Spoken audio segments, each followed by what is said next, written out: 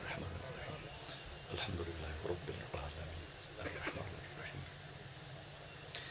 مالك يوم الدين إياك نعبد وإياك نستعين اهدنا الصراط المستقيم صراط الذين أنعمت عليهم غير المغضوب عليهم ولا الضالين. أعوذ بالله من الشيطان الرجيم بسم الله الرحمن الرحيم الحمد لله رب العالمين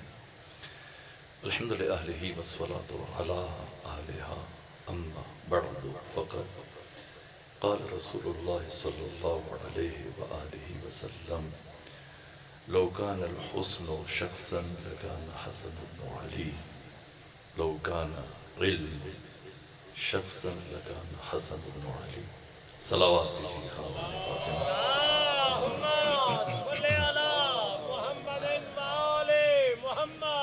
مجھ سے ہزار درجے بہتر پڑھنے والے ذاکرین بڑی تعداد میں تشریف فرمائیں. خود میری مشکل ہوتا ہے کہ اپنے ایسی عظیم شخصیات انہیں میری وجہ سے انتظار کرنا پڑے. عمر سے میرے محترم میزبان نے جو خواہش کی کہ صلح امام حسین مصطفیٰ سے متعلق عرض کروں گی، وہ مفصل موضوع ہے، بہت طولانی موضوع ہے. میں کوشش کروں گا بہت اختصار کے ساتھ چند ایک باتیں اگر میں اس ذہن میں بیان کر سکوں. سمجھنا ہے کہ حق تعالیٰ نے اپنے نور وجود مبارک حسن مرتبہ علیہ آلاف و تحید وسلام کو کیوں اس کائنات میں بھیجا، کس مرحلے میں بھیجا، کس انداز سے بھیجا. پہلے یہ سمجھنا کہ کن حالات میں حق تعالیٰ نے امام حسن مجتبیٰ کو علی البطول کے ہاں روانہ فرمایا، پھر آپ کی عزت و شرف اور آپ کا مقام اور پھر آپ کے تمام در فضائل کا راز، وجہ، سبب میں مختصر طور پہ عرض کرنے کی کوشش کروں گا. پہلے یہ سمجھیں خود کچھ کفر چاہیے رونق اسلام کے لیے. پہلے ہم ایک مرحلہ سمجھیں، ان تاریکیوں کو سمجھیں، تب پتہ چلے کہ شمس امامت امام حسن مجتبیٰ علیہ آلاف وسلم کو جو بھیجا گیا اور آپ نے پھر کیا کیا. یہ پیغمبر گرامی اسلام نے مسلسل 13 سال مکہ میں جد و جہد کی، 3 سال مخفی انداز میں، 10 سال علنی طور پر. اس کے بعد پھر 8 سال ختمی مرتبت نے مدینہ میں دین اسلام کی تبلیغ کی، اور ان 18 سالوں میں جس فرد نے ختمی مرتبت کے ساتھ سب سے زیادہ دشمنی کی ہے، تمام تر مخالفتوں کی جو بنیاد بنائے، سردار بنو امیہ صخر جس کی کنیت ابو سفیان تھی، برابر مسلسل جنگوں میں، بدر میں، احد میں، خندق میں، خیبر میں، قریظہ میں، ذات السلاسل میں، بنو نذیر، جس جنگ میں خود آ سکا وہ باقی جن جنگوں میں شرکت نہ کر سکا. ان کے پیچھے بھی محرک اصلی سردار بنو امیہ مسلسل 18 سال ختمی مرتبت کی مخالفت کی، یہاں تک کہ فتح مکہ کے موقع پر جو پیغمبر اکرم اسلام اس عظیم الشان لشکر کے ہمراہ مکہ کی جانب بڑھے، اتنی کثرت سے ان افراد کو جب مکہ کی جانب دیکھا، بڑھتے ہوئے دیکھا 8 ہجری میں، اس مرحلے میں سردار بنو امیہ نے محسوس کیا کہ آج وہ تاب مقاومت نہیں رکھتا ہے، ختمی مرتبت کا سامنا کر سکے. اس لیے بہت پریشان ہوا، پریشانی میں سے کچھ سمجھ نہیں آ رہا تھا. بار بار افراد کو بھیج کر انہیں روانہ کر کے پیغمبر اکرم اسلام کے لشکر سے متعلق معلومات لے رہا تھا، کتنی تعداد ہے، کیا سامان ہے، ہر وہ ضرب ہے. پھر اپنی قوت و طاقت کا جائزہ لیا، وہ محسوس کیا کہ آج کے دن وہ پیغمبر اسلام کا سامنا نہیں کر پائے گا. اس پریشانی میں کبھی وہ ایک پہاڑ کی چوٹی پہ چڑھ کے لشکر اسلام کی کثرت کو، سطوت و ہیبت کو مشاہدہ کرتا ہے، کبھی کسی دوسرے مقام پر، یہاں تک کہ اس اضطراب میں، بے چینی میں، پریشانی میں اچانک اس کے چہرے پر شیطانی مسکراہٹ پھیل گئی. وہ کچھ سوچ کر کے اترا اور پھر پیغمبر اکرم اسلام کے چچا حضرت عباس بن عبد المطلب کے ہاں چل پڑا اور چل کے ان سے ملاقات کی. کہا کہ میں شرمندہ ہوں کہ میں برابر آپ کے بھتیجے محمد مصطفیٰ کی مخالفت میں جنگیں لڑتا رہا، انہیں اذیت دیتا رہا، لیکن آج میں چاہتا ہوں کہ کلمہ پڑھوں، مسلمان ہو جاؤں اور ختمی مرتبت کے ہاتھ پہ بیعت کروں. جناب حضرت عباس بن عبد المطلب خوش ہو کہ چلیں دیر آیت درست آیت، ہمارا دیرینہ دشمن پشیمان ہو رہے ہیں، شرمندہ ہو رہے ہیں، کلمہ پڑھنے کے لیے آمادہ ہے. تو یہاں پر عباس بن عبد المطلب صخر کو اپنے ہمراہ لے کے چلے پیغمبر اسلام کے پاس اور چل کے عرض کیا پیغمبر گرامی اسلام سے کہ یا رسول اللہ آپ ہاتھ بڑھائیے، سردار بنو امیہ آج اسلام قبول کرنا چاہتا ہے۔ جب بنو امیہ کے سردار صخر المعروف ابو سفیان اپنے دو بیٹوں کے ہمراہ، بڑے بیٹے کا نام یزید ہے، چھوٹے بیٹے کا نام معاویہ ہے، بڑے بیٹے کی عمر 20 سال ہے، چھوٹے بیٹے کی عمر 18 سال ہے، ان دو بیٹوں کے ہمراہ پیغمبر اسلام کے پاس پہنچا ہوا۔ جیسی سفارش کی عباس بن عبد المطلب نے، یا رسول اللہ ہاتھ بڑھائیے گے، سردار بنو امیہ اپنے بیٹوں کے ہمراہ کلمہ پڑھنا چاہتا ہے، مسلمان ہونا چاہتا ہے، آپ کی بیعت کرنا چاہتا ہے۔ پیغمبر اسلام نے ہاتھ بڑھایا۔ اب تک پریشان تھا بنو امیہ کا سردار کہ نہیں معلوم شاید کہ پیغمبر اسلام اس کے باطنی اس انداز سے، اس کی باطنی سوچ اور ارادے سے باخبر ہوں، تو شاید ہاتھ نہ بڑھائیں، دعوت کو قبول نہ کریں۔ لیکن ختمی مرتبت نے ہاتھ بڑھایا اور سردار بنو امیہ نے ختمی مرتبت کے ہاتھ پہ ہاتھ رکھ کر کلمہ پڑھا اور بظاہر اسلام کا لبادہ اوڑا، اور پھر اس طرح سے مسلمانوں کی صف میں شامل ہو گیا، اپنے قبیلے کے ہمراہ، اپنے افراد کے ہمراہ، اور پھر باقی کے عرصے میں منتقل ہو گیا، مکہ چھوڑا اور مدینہ چلا گیا۔ وقت نے کہ مدینہ میں کس طرح سے شب و روز گزارے سردار بنو امیہ نے، اس بیچ میں کیا کام رہا۔ لیکن یہ جس سے متعلق مولوی متقیان نے نہج البلاغہ میں فرمایا کہ ہرگز بنو امیہ نے اور سخت نے اسلام قبول نہیں کیا، بلکہ تسلیم کر دیے گئے، مجبور ہو گئے اسلام کی طاقت و سطوت کے آگے۔ اور یہ سلسلہ اس طرح سے چلا، اور پیغمبر اسلام نے بھی ان کو پھر مائل کرنے کے لیے، ان کے دلوں کو نرم کرنے کے لیے مسلسل عنایات کا سلسلہ جاری رکھا، یہاں تک اس کے بعد جب غزوہ حنین لڑا گیا، باقی تمام صحابہ کرام کو پیغمبر اسلام نے صرف 4 اونٹ دیے، لیکن خود سردار بنو امیہ اس کے دونوں بیٹوں کو پیغمبر اسلام نے 100 اونٹ دیے۔ یہاں تک کہ صحابہ کرام نے شکوہ کیا، پیغمبر اسلام ہم نے جنگ لڑی، یہ تو ہماری وقتی ناکامی پر خوش ہو رہے تھے، اور اس طرح سے کفار کے ساتھ ان کے رابطوں کی خبر بھی ہم تک پہنچی تھی، انہیں آپ نے 100 اونٹ دے دیے، ہمیں صرف 4 اونٹ دیے۔ یہ سن کر کے پیغمبر اسلام نے فرمایا کہ کیا تم اس بات پر خوش نہیں ہو کہ تمہارے حصے میں اللہ اور اس کا رسول آیا؟ یہ سن کر صحابہ کرام خاموش ہو گئے۔ بہرحال یہ مختصر میں نے اشارے دیے، اور پھر اس کی خواہش پر اس کے بیٹے کو وقتی مصروفیت دی گئی ہے۔ یہ تمام یہ چند مہینے جو گزر گئے، تقریباً 2.25 سال، ان 2 سالوں میں جو بنو امیہ کی سرگرمیاں تھیں، اور اس کے بعد ان پونے 2 سالوں میں سردار بنو امیہ صخر کی کوشش تھی کہ پیغمبر اسلام کی وفات کے بعد وہ اپنا کھویا ہوا اقتدار حاصل کرنے میں کامیاب ہو جائے گا، اور پوری پلاننگ تھی، منصوبہ بندی تھی، پوری آمادگی تھی، پوری تیاری تھی۔ لیکن اس کے لیے شومی قسمت کہ جب پیغمبر اسلام کی رحلت ہوئی ہے 28 صفر کو 11 ہجری میں، تو یہ خود مدینے میں موجود نہیں تھا، یہ کسی کام سے، تجارت سے شام گیا تھا، اور پلٹ کر آ رہا تھا۔ راستے میں سے پتہ چلا کہ پیغمبر اسلام کی رحلت ہو چکی ہے۔ فوراً سے اس نے پہلی بات پوچھی کہ پھر خلیفہ کون بنا ہے؟ پیغمبر اسلام کا جانشین کسے نامزد کیا گیا؟ تو بتایا گیا کہ فلاں شخص کو عبداللہ بن عثمان بن عامر کو خلیفہ بنا دیا گیا۔ یہاں تک کہ اس نے اپنا مال، اسباب، اپنے جتنے بھی سواریاں غلاموں کے سپرد کی، اور سر پٹ گھوڑے کو دوڑاتے ہوئے پہنچا، اور پہنچ کر مدینے میں سب سے پہلے دوبارہ آج پھر جناب عباس بن عبد المطلب سے ملاقات کی، پیغمبر اسلام کے چچا سے چل کے ملا، وہ کہا کہ خلافت یا تو بنو ہاشم کا حق ہے جن کے اعلی ترین شخصیت علی ابن ابی طالب ہیں، یا پھر ہم بنو امیہ کا حق ہے، یہ فلاں بنو تیم کے قبیلے کا یہ فرد اب اس قابل تھا کہ اسے خلیفہ منتخب کر دیا جائے۔ تو عباس بن عبد المطلب نے کہا کہ بتائیں پھر کیا کیا جائے، اب جب کہ خلافت منتقل ہو چکی ہے، کہ کوئی بات نہیں ہے، اب چلیں میرے ساتھ، ہم دونوں چل کر علی سے بات کرتے ہیں، اور آپ علی کو راضی کریں، علی کو مائل کریں، علی کو قائل کریں۔ اور علی ابن ابی طالب ایک مرتبہ مسجد نبوی میں لوگوں کے درمیان اٹھ کر ایک دفعہ یہ کہہ دیں خلافت میرا حق ہے،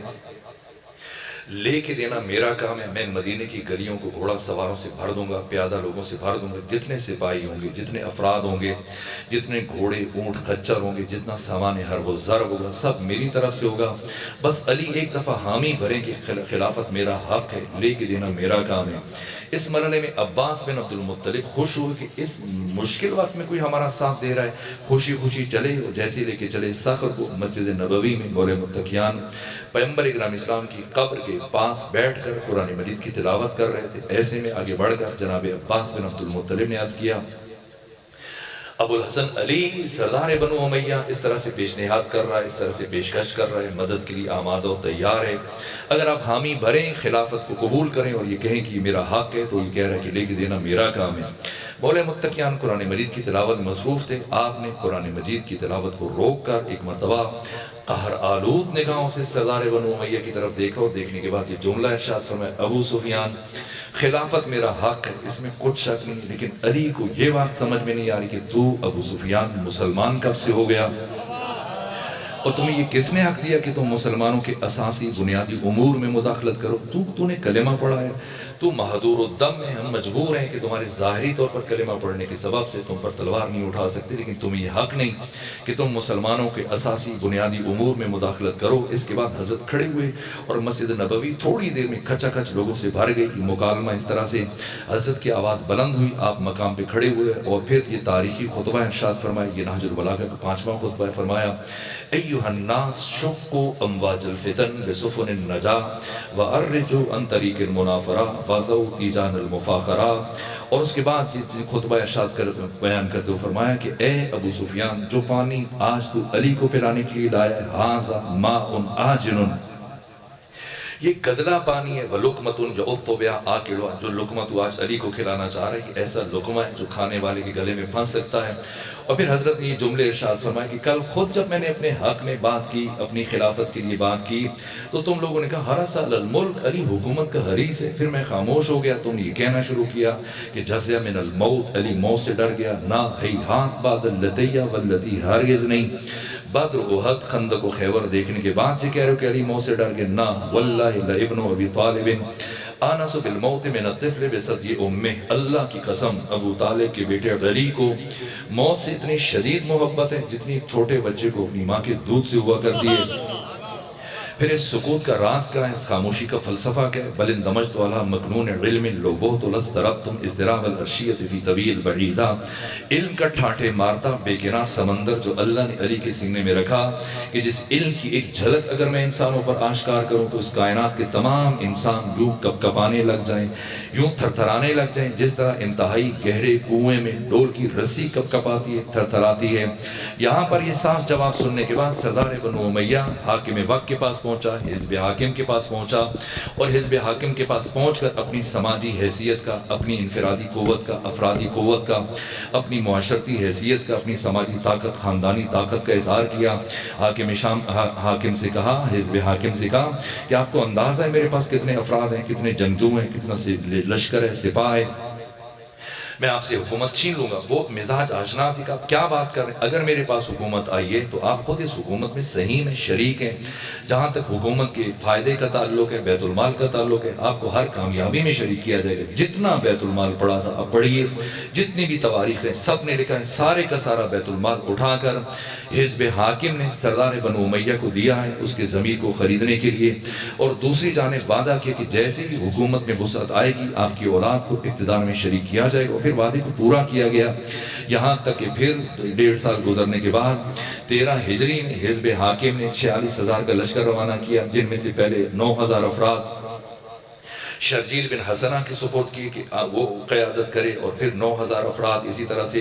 ابو عبیدہ جراح کی زیر سرپرستی دیے، 9,000 افراد عمرو بن عاص کے سپورٹ کیے، 9,000 افراد یزید بن ابو سفیان کے سپورٹ کیے۔ اور اس کے بعد جب یہ افراد پہنچے یرموک پر اور سامنے دشمن کے بڑے لشکر کو دیکھا تو سوچا کہ نہ ہم مقابلہ نہیں کر سکتے، یہاں تک کہ پھر خط لکھا کہ مزید قوت بھیجی جائے، اور پھر مزید 9,000 افراد کو خالد بن ولید کی سرپرستی میں روانہ کیا گیا، اور یہ افراد برابر جنگ کرتے رہے لیکن انہیں کوئی کامیابی نہ مل سکی، یہاں تک کہ 13 ہجری 21 جمادی الثانی پہلے خلیفہ کی موت ہوتی ہے، دوسری خلافت شروع ہوتی ہے، اور دوسری خلافت کے زمانے میں رجب کے مہینے میں چل کر 14 ہجری میں شام فتح ہوا، اور پھر حاکم شام یعنی خود ابو سفیان کا بڑا بیٹا یزید اس نے حکومت کا آغاز کیا 14 ہجری سے، 14 سے لے کر 18 ہجری تک 4 سال مسلسل حکومت کی۔ پھر طاعون کی بیماری میں اس کی موت ہوئی، اور پھر 18 ہجری میں خود معاویہ ابن ابو سفیان برسر اقتدار ہوا، اور پھر برابر 23 ہجری تک یہ حکومت چلی، اور 23 ہجری میں جب تیسری خلافت کا آغاز ہوا تو خلیفہ سوم نے سارے کا سارا شامات کا علاقہ، قنسرین ہے، لبنان ہے، فلسطین ہے، اور جو یہ اردن کی سرزمین ہے، یہ تمام پٹی اٹھا کر حاکم شام کے سپورٹ کیے، اور اب وفاق کے بعد دوسری بڑی حکومت بن گئی، یہاں تک کہ 36 ہجری میں جب علی ابن ابی طالب علیہ السلام برسر اقتدار آئے، مولا متقیہ نے اپنے ہاتھ میں قلم لے کر جو سب سے پہلی تحریر لکھی ہے، یہ حاکم شام کا عزل تھا، اس کو عہدے سے برطرف کیا، لیکن حاکم شام نے مولا متقیان کی اس قاصد کو، سفیر کو اپنے پاس روکے رکھا، اور برابر روکے رکھا، کئی مہینے روکے رکھا، اور مولا متقیان نے تاکید کی تھی کہ جتنا جلد ہو سکے جواب لے کے واپس آنا، لیکن دوسری جانب حاکم شام نے روک کے رکھا، اور اس اثناء میں عثمان بن عفان کا جو کرتا تھا اور اس کی زوجہ نائلہ کی کٹی انگلیاں اس کرتے کے ساتھ آویزاں کر کے شام کی گلیوں میں، شام کی مسجدوں میں، دمشق کے باقی مقامات پر اس طرح سے گلی گلی، محلے محلے، بازاروں میں پھرایا گیا، اور پھر مولا متقیان کو حاکم اس طرح سے خلیفہ سوم کا قاتل ظاہر کر کے فوج کو آمادہ کیا گیا، تیار کیا گیا، یہاں تک کہ مسلسل اس قاصد کو انتظار میں رکھا کہ وہ جیسی فوج تیار ہوئی تو پھر حاکم شام نے پیغام بھیجا کہ جاؤ چل کہ علی کو بتاؤ کہ لشکر آمادہ ہے، اور اب میدان جنگ میں بات ہوگی، اور ہم وہ قاتلین عثمان کا قصاص میدان جنگ میں لیں گے۔ مولا متقیان ابھی جنگ کی تیاری کر رہے تھے کہ اسی اثناء میں اس جنگ سے پہلے ایک اور جنگ کا سامنا ہوا، یہاں تک کہ طلحہ ہے، زبیر ہے، باقی بنو امیہ کے افراد ہیں، یہ خود ام المومنین عائشہ کی سرپرستی میں اس طرح سے آگے بڑھے، بصرہ میں بھی جنگ لڑی، اور جیسے ہی مولا متقیان جنگ جمل سے فارغ ہوئے تو اب دوبارہ پھر حاکم شام کی طرف پلٹے، اور 1.5 سال مسلسل یہ وقت گزر گیا خانہ جنگی میں، اور اس کے بعد پھر جنگ نہروان اور چوتھی جنگ کی تیاری تھی۔ عید الفطر کے تیسرے دن مولا متقیان نے 40 ہجری میں حاکم شام کے خلاف فیصلہ کن جنگ کرنی تھی، یہاں تک کہ 10 دن پہلے آپ کو حالت سجدہ میں مسجد کوفہ میں شہید کر دیا گیا، اور یہاں پر امام حسن مجتبیٰ کی خلافت کا آغاز ہوتا ہے۔ آپ کی خلافت 7 مہینے 25 دنوں پر مشتمل ہے۔ اب ان حالات کو سمجھنا ہے، ایک طرف دشمن ہے، وہ کیسا دشمن کہ برابر شام کے اندر آپ دیکھیں کہ ایسے حالات پیدا کیے گئے، اور آپ خود سوچیں کہ پچھلے جو افراد ہیں انہوں نے شام میں کیسے شخص کو حکومت سونپی ہے۔ ابو ذر غفاری موجود ہے، اس ابو ذر غفاری ان کی رحلت ہو چکی ہے، لیکن عمار یاسر جیسی شخصیت اگرچہ ان کی شہادت بہرحال، اور بڑی بڑی شخصیات ہیں، وقت نہیں کہ میں اس طرف اشارہ کروں، ایک پہلو کی برجستہ ترین شخصیات ہیں، عبداللہ ابن عباس موجود ہیں،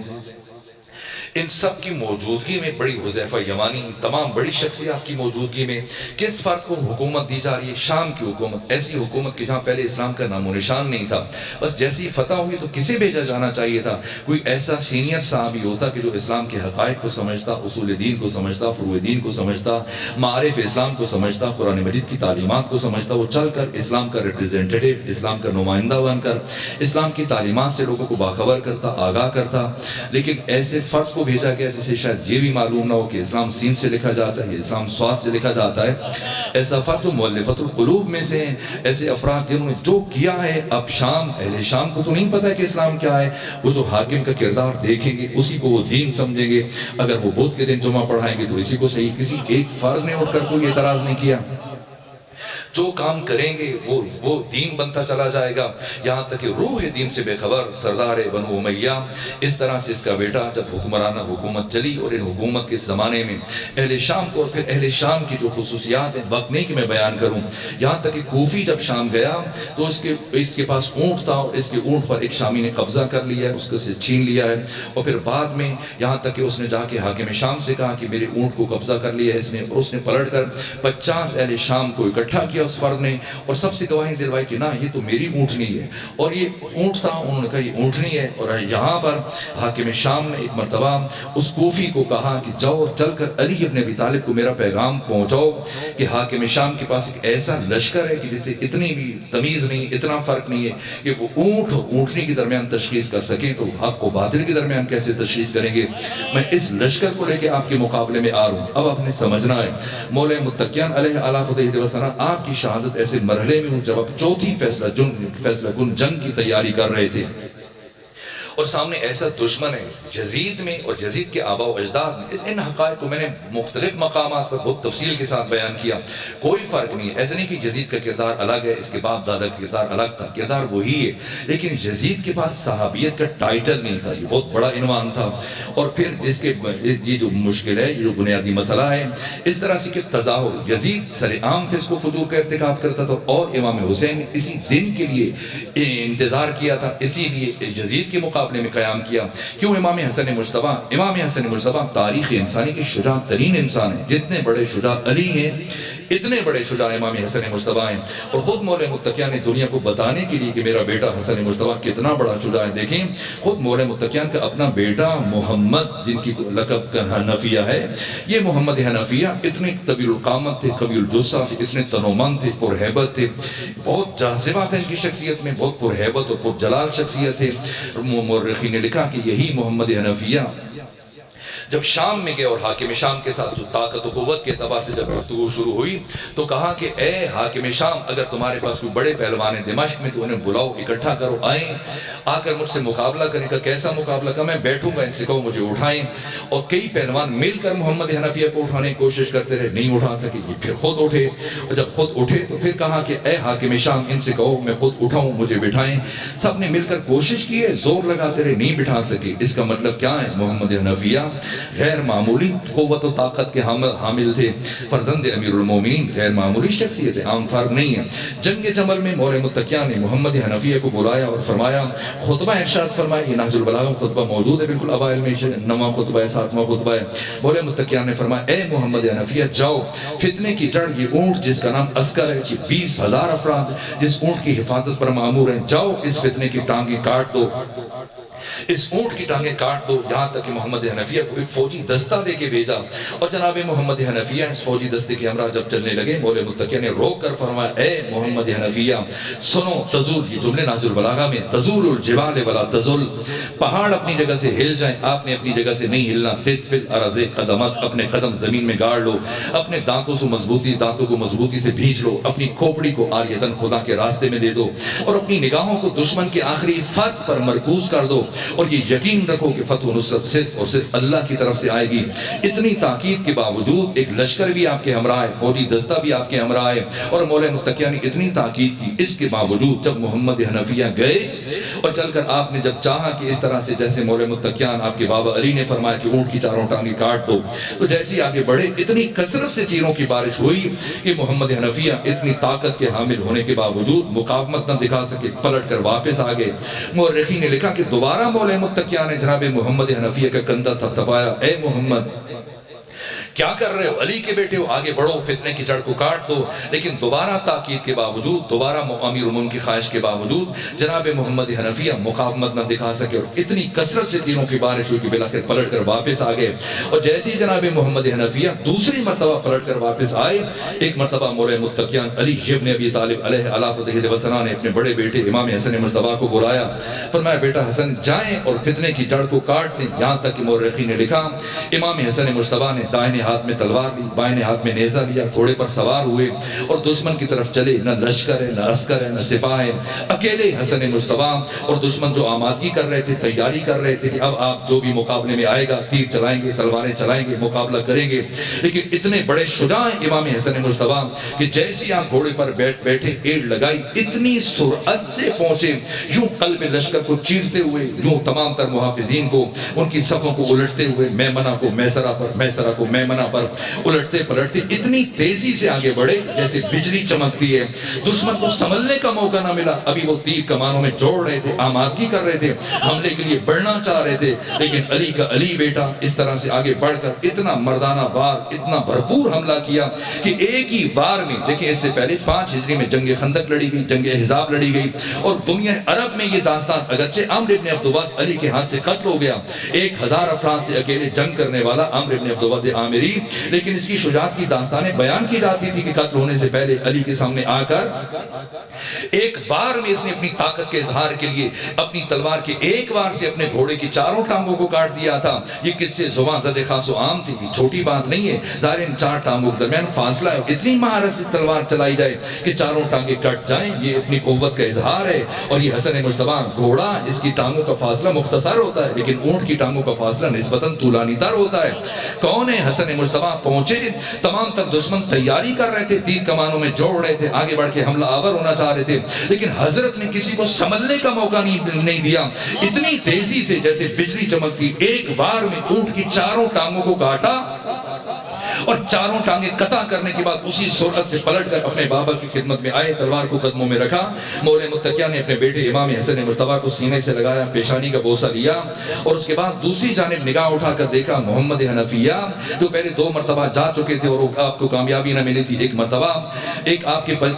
پیشانی سے عرق ندامت گر رہا ہے، آپ زمین پر اسی طرح سے اپنی انگلیوں سے خط کھینچ رہے ہیں، شرمندگی ہے کہ میں یہ جو کام نہ کر سکا، حسن مجتبیٰ نے وہ کام کر دیا ہے، اور اس طرح سے اتنی طاقت کے باوجود، اتنی قوت کے باوجود، اتنے قد آور ہونے کے باوجود اور اتنی تاکید کی مولا متقیہ نے مجھے، اور حسن اکیلے گئے اور میں اس طرح سے ایک سپاہ کے ساتھ گیا ہوں، فوجی دستے کے ساتھ گیا، اور میں وہ کام نہ کر سکا جو امام حسن نے ایک لمحے بھر میں انجام دے دیا۔ اب پشیمانی اور پشیمانی کے سبب سے آپ کے چہرے سے، آپ کے پسینے سے عرق ندامت کے قطرے پسینے کے زمین پر گر رہے ہیں اور زمین پر انگلیاں کھینچ رہے ہیں کہ ایسے میں مولا متقیہ کی نگاہ پڑی اور مولا متقیہ نے محمد حنفیہ کی کیفیت دیکھ کر فرمایا حنفیہ پشیمان نہ، کوئی بات نہیں ہے، لیکن جب دیکھا کہ اسی طرح سے بدستور پسینے قطرے گر رہے ہیں اور آپ پشیمانی کے عالم میں زمین پر لکیریں کھینچ رہے ہیں، تو مولا متقیہ نے فرمایا محمد میں کہہ رہا ہوں پشیمان نہ ہو، اس لیے کہ پشیمانی برابر کے انسان سے ہوتی ہے، تمہارا حسن مجتبیٰ کے ساتھ کوئی تقابل نہیں ہے، تم میرا بیٹا، یہ محمد مصطفیٰ کا فرزند ہے،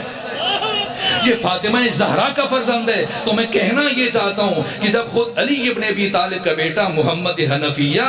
جس حسن مجتبیٰ کی برابری نہ کر سکے تو کوئی ایسا فرد کیسے برابری کر سکتا ہے کہ جس کے پیدا ہونے پر 4 افراد نے دعویٰ کیا تھا، ایک کہتا تھا میرا بیٹا ہے، دوسرا کہتا تھا میرا بیٹا ہے، تیسرا کہتا تھا میرا بیٹا ہے، ایک ایسا کہ جس کا باپ مجہول ہے، کس کے ساتھ تقابل کیا جائے؟ حسن مجتبیٰ عزتوں کا قرآن ہے، شرافتوں کا قرآن ہے، طہارتوں کا قرآن ہے، کائنات کی شجاع ترین شخصیت امام حسن مجتبیٰ، یہ آپ کی شجاعت ہے۔ وقت نہیں کہ میں آپ کے علم سے متعلق، عبادت سے متعلق، زہد سے متعلق، جود و عطا سے متعلق بیان کروں، اتنے افراد کو، اتنے ذاکرین کو اتنی دیر تک انتظار کرانا میرے لیے بہرحال مشکل ہے، اس لیے بار بار میرے لہجے میں لکنت بھی آ جاتی ہے، گفتگو کو سمیٹنا چاہتا ہوں، جلدی بیان کرنا چاہتا ہوں، جو موضوع ایسا ہے جس کے لیے گھنٹوں چاہیے، تو اب سمجھنا ہے کون ہے امام حسن مجتبیٰ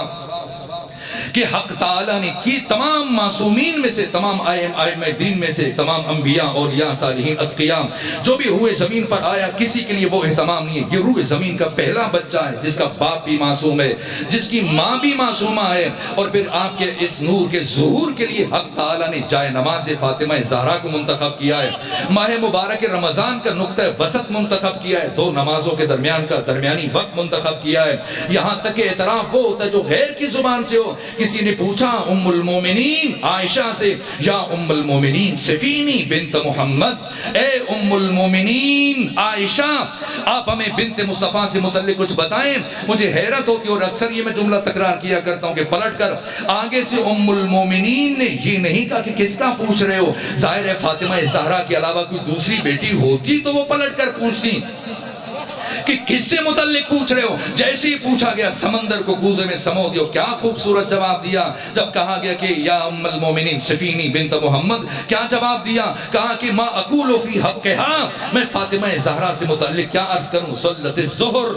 جس بی بی نے ظہر کی نماز پڑھی، ثم ولدت الحسن، پھر حسن مجتبیٰ کی ولادت ہوئی، ثم صلت العصر، کچھ لمحوں کے بعد یہ بی بی کھڑے ہو کر عصر کی نماز ادا کر رہی تھی۔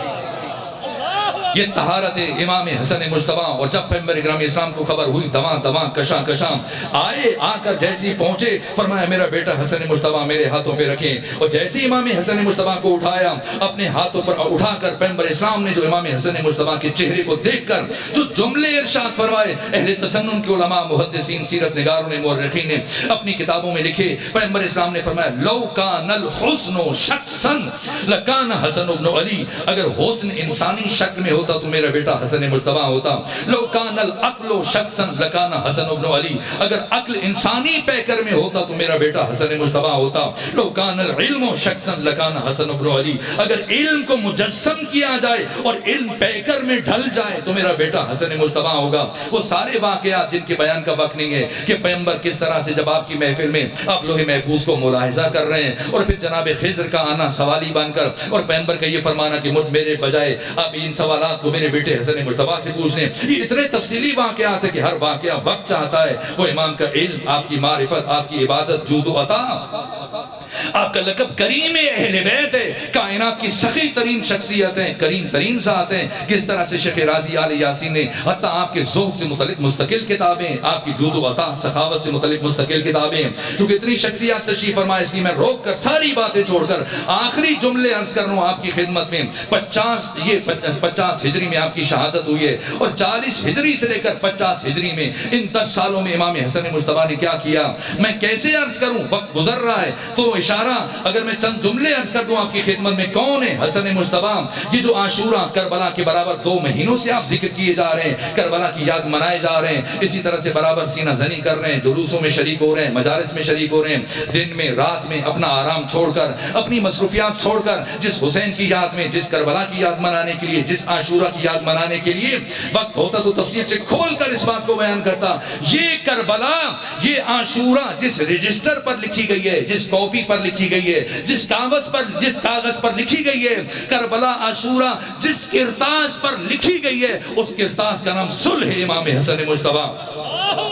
وہ حسن مجتبیٰ کی جنہوں نے قلم کو تلوار بنا لیا اور کس طرح سے دشمن کو رسوا کیا. اگر امام حسن مجتبیٰ اپنے حصے کا کام نہ کرتے، ممکن نہیں تھا حسین ابن علی اپنے حصے کا کام انجام دے دیتے. امام حسن مجتبیٰ نے اپنے حکیمانہ طرز عمل سے وہ دشمن جو اسلام کا نمائندہ بن کے بیٹھا ہوا تھا، ختمی مرتبہ کی جگہ پر مسند پر آ کر بیٹھ کر اسلام کا نمائندہ بنا ہوا تھا، جس نے چہرے پر اسلام کا ماسک سجا رکھا تھا، یہ آپ کا حکیمانہ طرز عمل تھا. یہ اس طرح سے اس ماسک کو اتارا جب سابات کے مقام پر صلح نامہ تحریر کیا امام حسن مجتبیٰ نے. حزب حاکم نے سفید کاغذ بھیجا ہے اور آپ نے شرائط لکھی، اور 6 شرائط، وقت نہیں کہ ان شرائط کی طرف. اور جو آخری شرط ہے کہ جب تک تم زندہ حکومت کر لو، تمہیں اپنا ولیعہد منتخب کرنے کی اجازت نہیں ہے. میں زندہ رہا میں خود حکومت کروں گا، میں زندہ نہ رہا میرے بھائی حسین ابن علی حکومت کریں گے. اور پچھلی 5 شرائط ہیں، ہر شرط عجیب ہے، کبھی کسی اور مرحلے پر میں بالتفصیل آپ کے سامنے عرض کروں گا. یہاں تک کہ پھر جو کام کیا ہے یہ سابات کا مرحلہ ہے، اور پھر نخیلہ کے مقام پر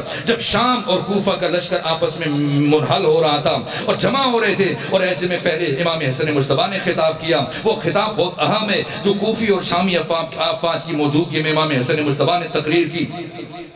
وقت ہو تو میں اس کا کچھ حصہ بیان کرتا. اور اس کے بعد جیسی حاکم شام آیا، امام حسن مجتبیٰ جانتے تھے جب شرائط لکھ رہے تھے اور یہ صلح کی تحریر کر رہے تھے تو آپ کو وہ پتا تھا کہ ان پر کسی شرط پر عمل نہیں کیا جائے گا، لیکن جانتے تھے. اور پھر جو شرائط لکھی ہیں یہ خود حزب حاکم کے چہرے سے نقاب الٹنے کے لیے، اور پھر جانتے تھے کہ کیا ہوگا. اور امام حسن مجتبیٰ اسی موقع کا انتظار کر رہے تھے. آپ کا دشمن بہت زیرک تھا، سمجھدار تھا، چالاک تھا، ہوشیار تھا، لیکن اپنی تمام تر چالاکیوں ہوشیاریوں کے باوجود نہ سمجھ سکا اور اپنی وقتی فتح کے جشن میں ایسی غلطی کر بیٹھا کہ خود اپنے ہاتھ سے اپنے چہرے سے اسلام کا ماسک اور اسلام کا لبادہ اس نے اتار کر پھینکا. جیسی افواج داخل ہو رہی تھی کوفہ اور شام کی، اور جیسی امام حسن مجتبیٰ نے خطاب کیا، اس کے بعد حاکم شام جب خطاب کے لیے آیا تو اس نے ان لفظوں کے ساتھ کہا کہ اے اہل عراق، اے اہل کوفہ، اگر تم یہ سمجھ رہے ہو کہ میری جنگ تمہارے ساتھ دین کے لیے تھی، قرآن کے لیے تھی، نماز اور روزے کے لیے تھی، ہرگز ایسے نہیں ہے. میری جنگ صرف اور صرف اقتدار کے لیے تھی. میری جنگ صرف اور صرف، یہ مسعودی نے لکھا ہے،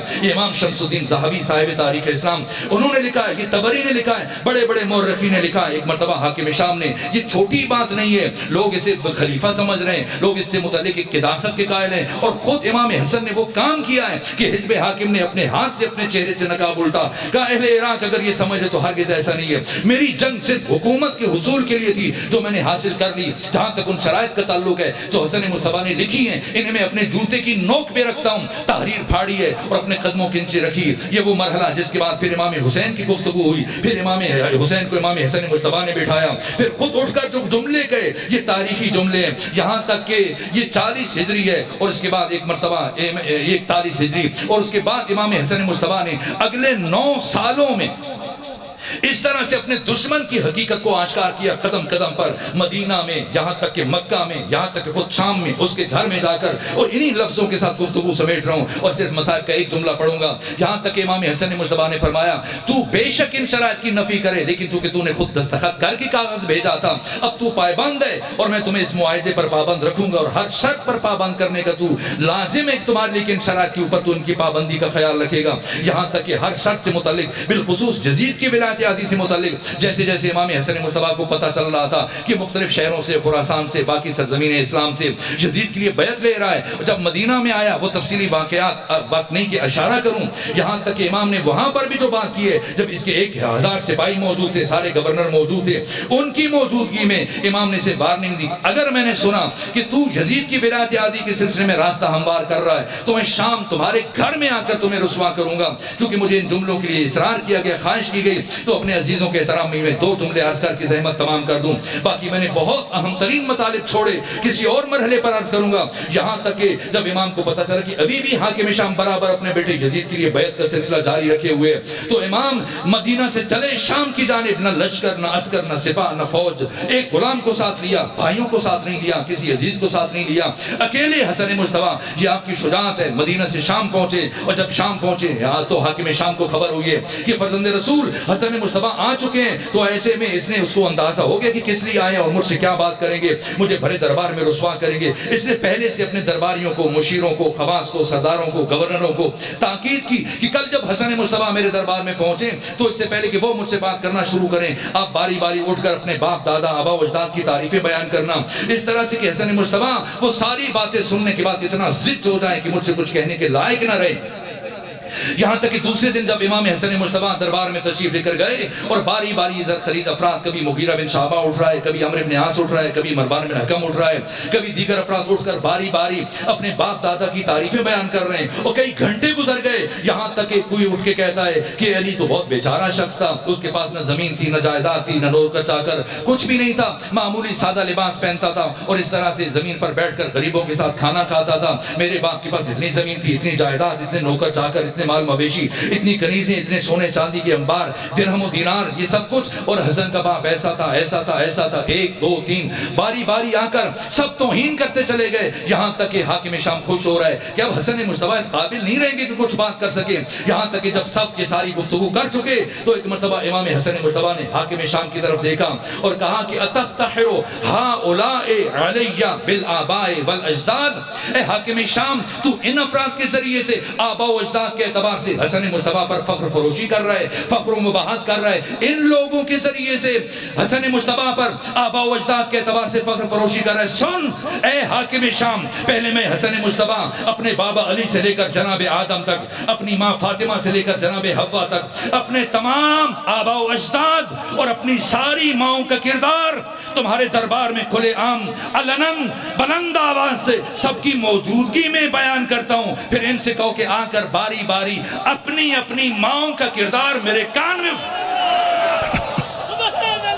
آ کر اپنی اپنی ماؤں کا کردار میرے کان میں بیان کر دیں۔ اور اس کے بعد حضرت نے وہ خطبہ ارشاد فرمایا اور جو جملے کہے، لو قمت علی ھذا المقام، سنو اہل شام، حاکم شام، اگر میں حسن مصطفیٰ اس مقام پر کھڑے ہو جاؤں، کتنی دیر، 1 گھنٹہ، 2 گھنٹے، 5 گھنٹے، 1 دن، مہینہ، سال نہ، حولاً فحولاً، مسلسل سال ہاں سال کھڑے ہو کر اذکر ما آتانا اللہ من فضلہ، ان فضیلتوں کو بیان کروں جنہیں اللہ نے میرے خاندان پر اتارا ہے، لم احصیھا، میں حسن مصطفیٰ گن نہیں سکتا، شمار نہیں کر سکتا ان فضیلتوں کو، کئی سال کھڑے ہو کر اگر بیان کرتا چلا جاؤں میں ان کو گن نہیں سکتا، شمار نہیں کر سکتا۔ سنو میرا اقتدار، سنو میرا تصرف، سنو میری ولایت، سنو اہل شام، واللہ لو شئت لجعلت العراق شاما والشام عراقا، اگر میں حسن مصطفیٰ چاہوں عراق کو شام بنا دوں، شام کو عراق بنا دوں، والرجل امرأتاً والامرأة رجلاً، اگر میں حسن مصطفیٰ چاہوں عورت کو مرد بنا دوں، مرد کو عورت بنا دوں، جیسی کہ جملے کہے ابن ابی الحدید متزری، اہل سنت عالم متوفا 656 ہجری، انہوں نے لکھا، باقی مورخین نے لکھا، فقام رجل من الحضار، حاضرین میں سے ایک شخص کھڑے ہوا اور کھڑے ہو کر کہنے لگا، یبن ابی تراب من یقدر علی ذلک، علی کے بیٹے کس میں اتنی طاقت ہے کہ وہ اتنی بڑی بات کر سکے؟ فنظر الامام الیہ شزرا، امام حسن مصطفیٰ نے خیرہ نگاہی سے اس کی طرف دیکھا اور دیکھنے کے بعد جو جملہ کہا، اما تستخشین ان تقعدی بین الرجال، اما تستخشین ان تقعدی بین الرجال، شرم نہیں آتی عورت ہو کر مردوں میں بیٹھ گئی؟ یہ ولایت ہے، یہ تصرف ہے، یہ امام حسن مجتبی جیسے خمینی بت شکن نے سورہ یاسین کی تفسیر کے آخر میں یہ جملے لکھے جو خدا فرما رہے کہ اللہ جب کسی چیز کا ارادہ کرتا ہے کہتا ہے کن ہو جا فیکن، تو وہ ہو جاتی ہے۔ تو کہا کہ خدا کیا یہ مراحل نہیں ہے، یہ صرف فہم بشر کے لیے، انسانوں کو سمجھانے کے لیے، ورنہ اللہ کا ارادہ وہی کہنا ہے، کہنا وہی ہو جانا ہے۔ اللہ کے ارادے کا مظہر، اللہ کی مشیت کا مظہر، اللہ کی رضا کا مظہر حسن مجتبی جیسے ہی کہا اما تستحشین ان تقودی بین الرجال، اسی لمحے جنس بدل گئی، جنس بدل گئی۔ یہ اٹھی، اٹھ کر چلی، امام نے آواز دی نادل امام و نقبہا، امام نے آواز دی بات پوری سنو، تو عورت بن گئی ہے، کیا ایک گھر میں 2 عورتیں رہیں گی؟ کیا ایک گھر میں اب 2 عورتیں رہیں گی؟ نہ سن جا گھر پہنچ قد سارت عیالو کے رجل، جسے عورت چھوڑ کے آئی تھی وہ مرد بن چکا، وہ مرد بن چکا، وہ تو چلی گئی لیکن دربار پر سناٹا تاری ہے، سکوت تاری ہے، خاموشی تاری ہے، کسی میں جرت نہیں ہے کہ اب ایک بات کرے۔ ظاہر ہے کہ جو کچھ دیکھ چکے ہیں سب گھبرائے ہوئے، ڈرے ہوئے۔ ایسے میں کچھ وقت گزرنے کے بعد حاکم شام کہنے لگا یا ابا محمد لقد اہنتنی وفداتنی فی مجلسی، اے ابا محمد حسن مجتبی آپ نے میرے گھر میں آ کر، میرے شہر میں آ کر میری توہین کر دی ہے، مجھے رسوا کر دیا ہے۔ گھر میرا، تخت میرا، تاج میرا، سلطنت میری، حکومت میری، رعایا میری، ان سب کی موجودگی میں آپ نے مجھے رسوا کر دیا۔ ایک مرتبہ امام حسن مجتبی نے حاکم شام کی طرف دیکھا اور دیکھ کر یہ جملے ارشاد فرمائے، اے لکڑی کے تخت پر بیٹھ کر فخر فروشی کرنے والے سن، اے لکڑی کے تخت پر بیٹھ کر فخر و مباحت کرنے والے، ان العرش سریری، حسن مجتبی کا تخت عرش پروردگار ہے، والاحمد ضمیری، میرے ضمیر کا نام محمد مصطفیٰ ہے، وعلی امیری، میرے امیر کا نام علی ابن ابی طالب ہے، والحسین وزیری، میرے وزیر کا نام حسین ابن علی ہے، جبریل و فقیری، میرے دروازے کے فقیر کا نام جبرائیل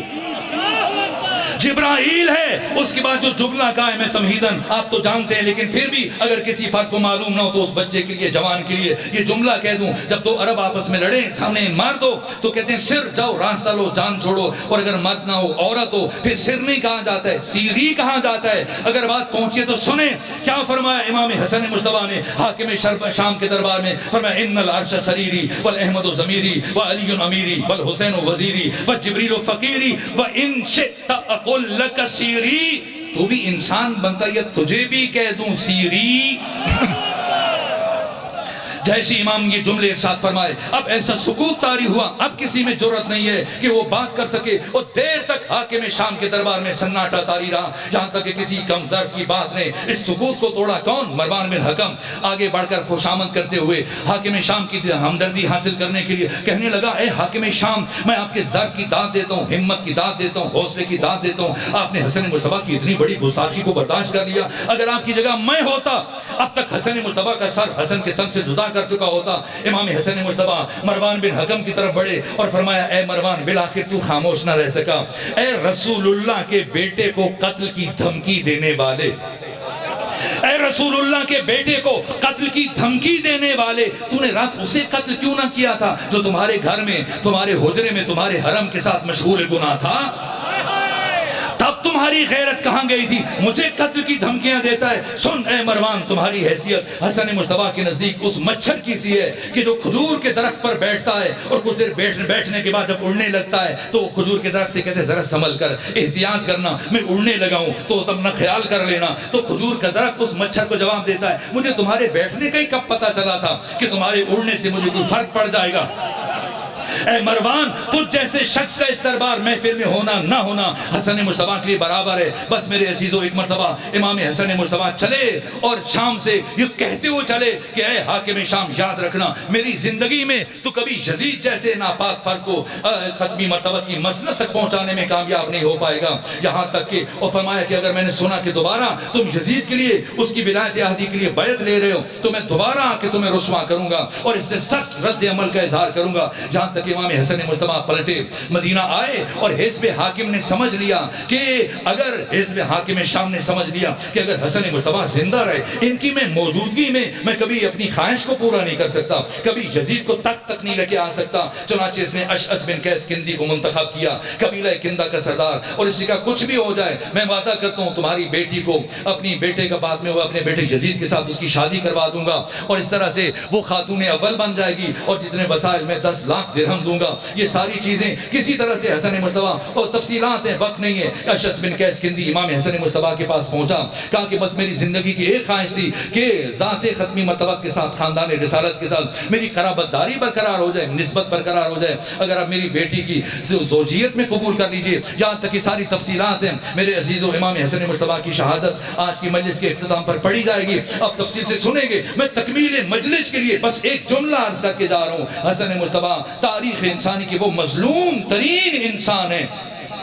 کچھ ایسے مصائب ہیں جو اس کائنات میں صرف امام حسن مرتضیٰ نے دیکھے ہیں. وہ کون سی مصیبت ہے جو علی نے نہیں دیکھی ہے, جو سیدہ ثانی زہرا نے نہیں دیکھی ہے, وہ مصیبت جو امام حسین نے نہیں دیکھی ہے, وہ مصیبت جو صرف جس کے عینی شاہد امام حسن مرتضیٰ تھے. اور جب تک جناب سیدہ زندہ رہی ہیں اس ضربت کے بعد, یعنی 95 یا 75 دن اکثر امام حسن مرتضیٰ کو گلے لگا لیتی تھی, اور ماں اور بیٹا یوں گلے لگ کر دیر تک روتے رہتے تھے. یہ کون سا مرحلہ تھا؟ یہ قیامت کا مرحلہ تھا. جب کسی شخص نے امام حسن مرتضیٰ سے پوچھا, یہ تو چھوٹا سا راستہ ہے مسجد جانے کے لیے, آپ یہ راستہ اختیار نہیں کرتے, آپ گھوم کر دوسری گلی سے جاتے ہیں. فرماتے اس لیے یہاں سے نہیں جاتا, مجھے کوئی وقت یاد آ جاتا ہے, مجھے کوئی مرحلہ یاد آ جاتا ہے. یہ کون سا مرحلہ تھا؟ جب سیدہ زہرا دربار گئی تھی, جاتے ہوئے ترتیب الگ تھی, واپسی پر ترتیب الگ تھی. جب جناب سیدہ زہرا حزب حاکم کے دربار میں جا رہی تھی, تب امام حسین آپ کی انگلی پکڑے ہوئے دائیں جانب اور جناب ثانی زہرا انگلی پکڑے ہوئے بائیں جانب چل رہی تھی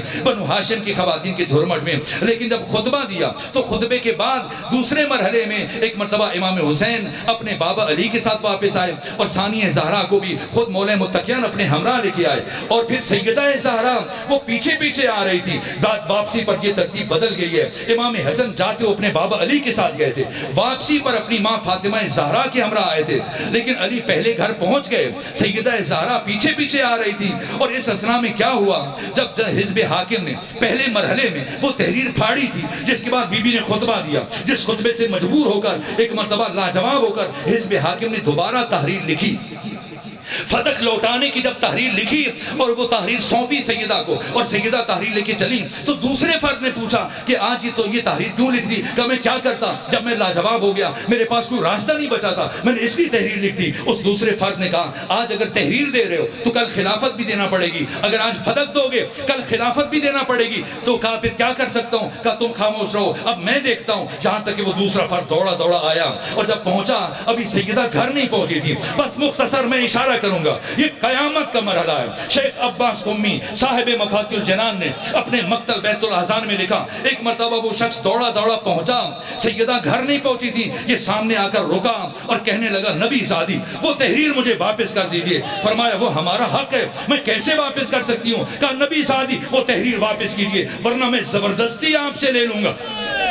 زبردستی لے لوں گا. سیدہ نے فرمایا ممکن نہیں کہ وہ تحریر تمہارے ہاتھ میں دی جائے. یہاں تک کہ بس عزیزو مشکل مرحلہ ہے, میں اشارہ کر دوں گا بس بات تمام ہو جائے گی. یہاں تک کہ مورخین نے لکھا ہے, شیخ عباس قمی نے لکھا بیت الاحزان میں, یہ شخص ایک قدم آگے بڑھا, سیدہ ایک قدم پیچھے ہٹی, اس نے دوبارہ قدم بڑھایا, اس نے ایک قدم اور آگے بڑھا, سیدہ ایک قدم اور پیچھے ہٹی. یہاں تک کہ جب اس کے تیسرا قدم اٹھا کر آگے بڑھا, سیدہ نے پیچھے ہٹنا چاہا, پیچھے دیوار تھی, پیچھے دیوار تھی. بس میرے عزیزو ایک مرتبہ پھر اس شخص نے کہا نبی زادی تحریر دے دیجئے ورنہ میں زبردستی لوں گا. سیدہ نے فرمایا ایسا ممکن نہیں ہے. اب اس شخص نے اپنا بازو فضا میں بلند کیا,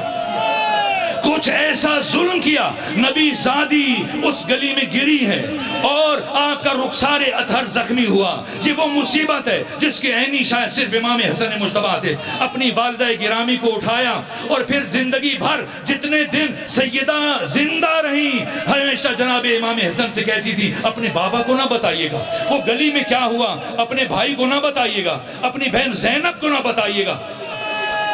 اللہ لعنت اللہ علی القوم الظالمین.